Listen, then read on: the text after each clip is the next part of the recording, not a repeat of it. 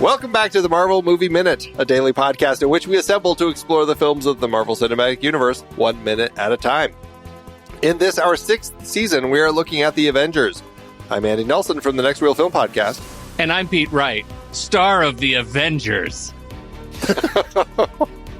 Today we're talking about minute 139, which begins with the 2 suit construction supervisors and ends with New York unit medic scheduling Richard Fellegara. Back on the show, Tommy Metz III. Hello, Tommy. Hey, guys. Thank you for having me. This is the minute I really wanted to talk about. Not yesterday, after all. Right. Minute 139. We're plowing through these credits. In today's minute, we're going to be continuing with suit construction, and then we get into specialty costumes and makeup effects, transportation and catering. Then we have the section, I don't even know really what it is, but it's cast training / dialect coach / stunt assistant / production safety specialist / medic. I don't know. It's a real just people who are keeping people. Yeah. Then we get into second unit, and this is where like the rest of our minute goes, because we have our second unit, then we have our Ohio unit, then we have the second unit, Ohio / Pennsylvania unit, and then we start our New York unit. All those different areas that they've been filming in. So, that's the basic structure of our credits today. We each, again, picked a person to talk about, or people. And since you both have started, I guess I will kick things off today with my choice from this minute. Excellent. I picked Meriwether Nichols. Meriwether Nichols is in our credits. She worked in the costume department for this particular film. And, I guess specifically I wanted to kind of latch onto her because working second unit, I think that the second unit people, they often have roles that are as big and as prominent as some of the key roles, but specifically because they're only working in one particular area, and in this particular case, she's out of New Mexico, so she was working when they were filming there. She's not really, she doesn't get to be credited as high. So she's the key costumer specifically for New Mexico. She's been working in costumes since 1995 when she, as it says in her bio, when she earned her first film credit as a student at FIT in New York. She then went on to design custom clothing and accessories for several years and then went into film full-time. She has a degree from the Fashion Institute of Technology in Washington and Lee University as well. She's from Tennessee, currently based in New Mexico.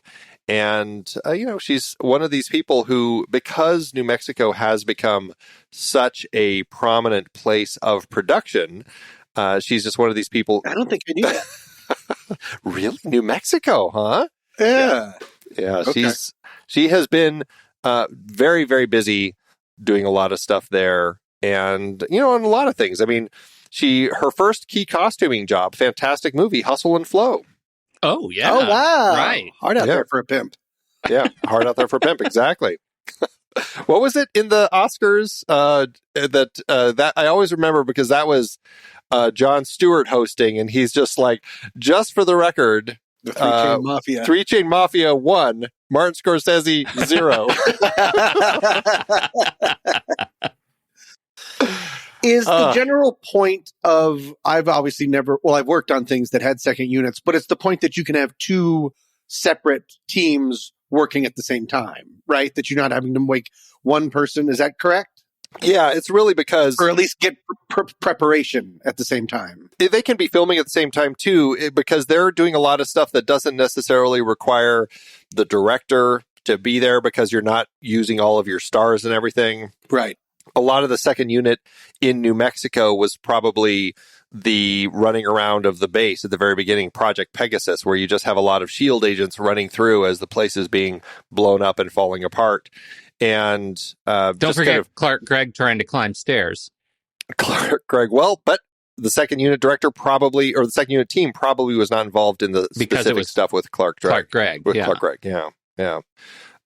So all of the SHIELD agents, when they're running around, she probably would have been the key costumer for them. And what else was filmed there? We had our Russians filmed there, I believe. And all the stuff on the the deck of the helicarrier, again, was filmed actually just at an airport, in an abandoned airport in New Mexico, and then they just CG'd it to look like it was the helicarrier deck. So all of those people running around there also would have been somebody she would have been dealing with. Cool. Are you done? And that's it. Okay. And I'm spent. But I I'd like to everybody segue to me. Okay, can we segue this to is me? Like an Look, AI conversation. Are you done? Have you completed speaking? but the reason I want a hard pivot to me is because I also have a second unit, and it's full of questions for you both. I wanted to introduce you to. Well, I'll do that later. My pick is Judi Townsend, who is a script supervisor, as listed in the credits, and listed as script and continuity department in IMDb, but second unit. And I want to know what the script supervisor is doing on the second unit. What does that role look like? Well, I mean, Tommy, do you want to talk specifically about like the job of the script supervisor? Script supervisor generally sits in Video Village next to the director, and they are watching to make sure that two things. For as far as continuity, that if an actor is picking up a glass on a certain line and putting it down somewhere else, that has to be the same or relatively the same cut after cut, or else it'll have trouble editing. Things that that's happened to me. Like if you miss something and someone puts the whiskey bottle down on the other side of the desk, you now have to choose. Like half of your takes are now gone. Yeah. Because you have to decide where the whiskey is going to go. And then also they are in charge of taking notes for the editor of this is who's speaking, this is who's doing this kind of take, who's talking off screen, and then making sure that the actual lines are being said. Did any of that work? Well, yeah, like if they say a line, like if there's a scripted line, like, "Hey, how you doing today, buddy?"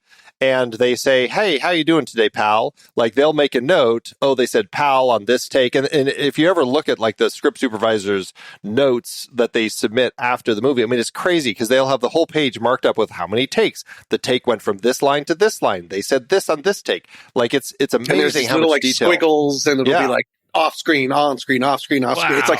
It's like calligraphy. It's really cool. Wow. Yeah, it's a lot of translation. But for second unit, my interpretation would be that, I mean, there still is a lot of stuff happening. And so, the second unit is going to be shooting stuff like just talking specifically to Project Pegasus when the whole place is starting to blow up.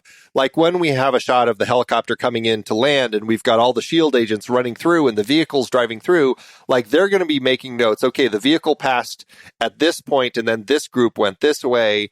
And anything that changes, they're always going to be making notes of that. Like this particular person fell down on the take or whatever, And so all of that stuff is stuff that script supervisor is going to be tracking to make sure that, even in scenes that don't have the dialogue, they still need to be tracking all the action and make sure things are going the way that they're planning them to. I cannot stress how bad I would be at that job. Oh my God. Oh, yeah.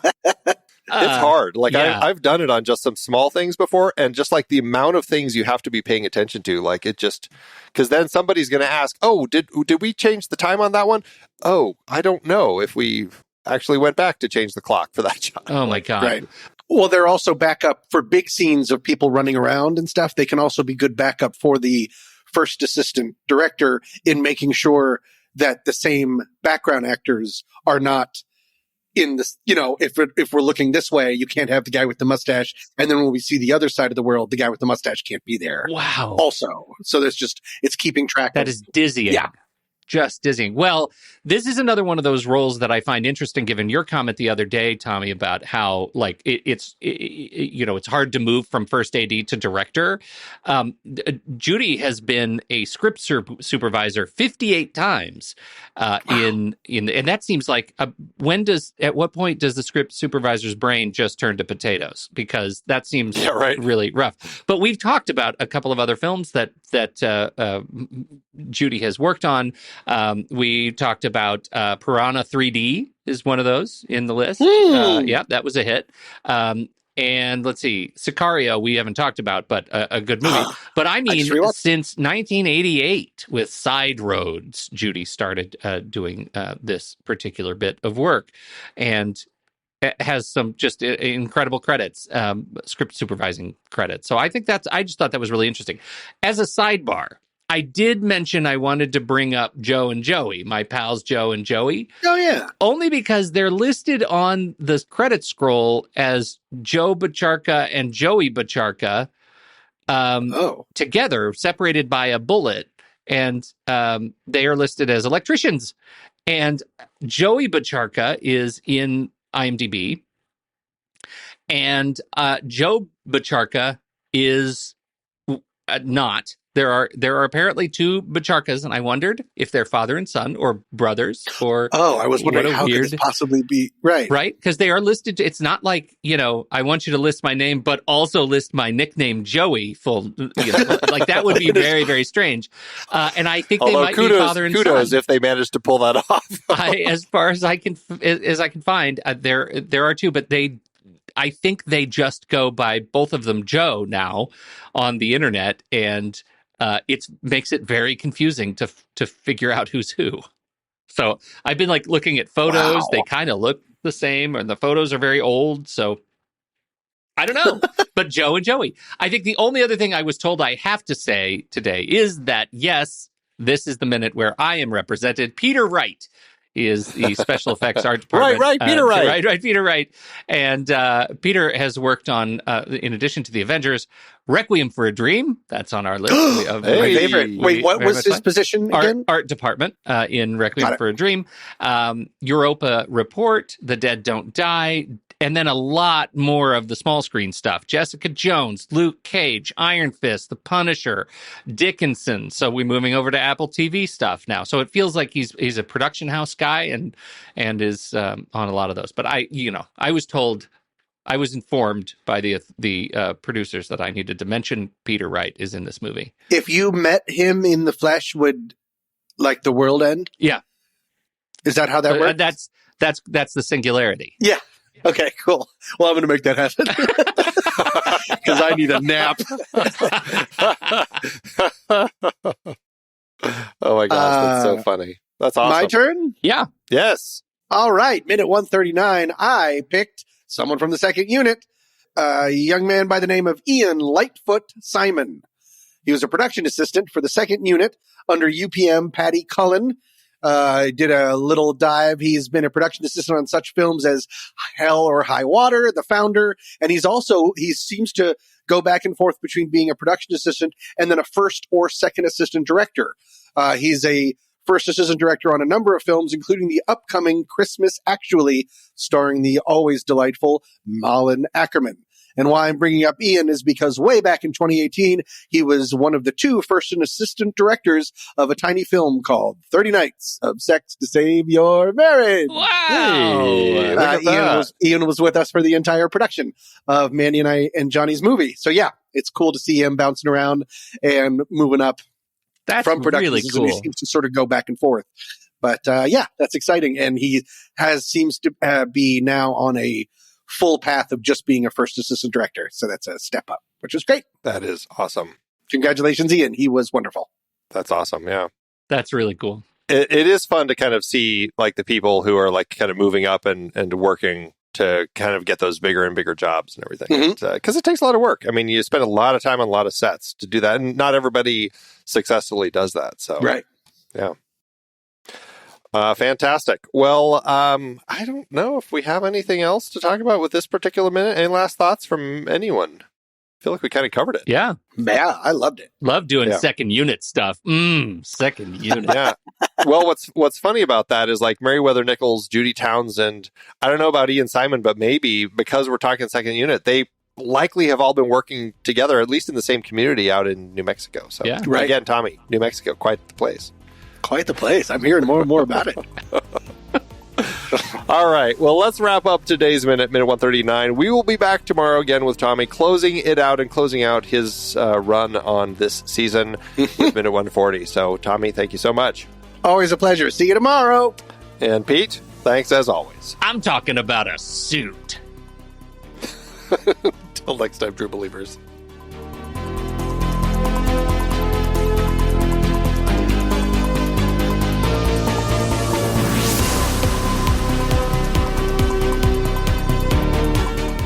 Marvel Movie Minute is a production of TruStory FM, engineering by Andy Nelson. This season's music is Message to the World by Anthony Vega, and this season's show art is by Winston Yabo.